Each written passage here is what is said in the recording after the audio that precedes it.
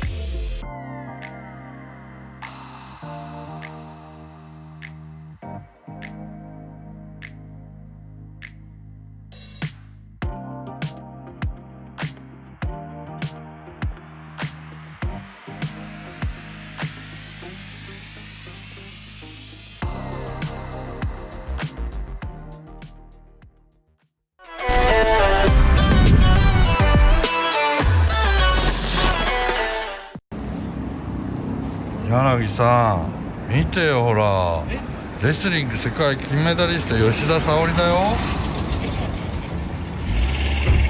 白くないこれ。マルツルチャーシューチャーハン食ってみましょう。チャーシューチャーハンです。見てこのチャーシュー。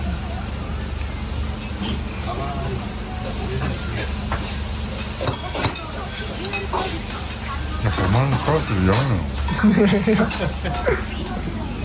チャーシュー全部ちょうだい。お前には自由なんだよ。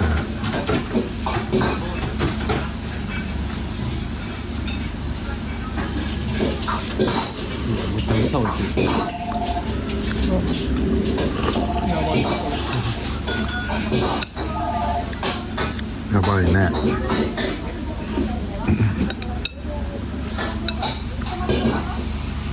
美味しい。はい。美味しいの？獣の匂いさせながら。美味しいねこれ。嬉しい。嬉しい？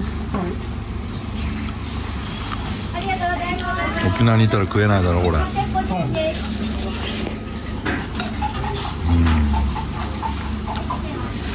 見てこのチャーシューだらけだよ。美味しい。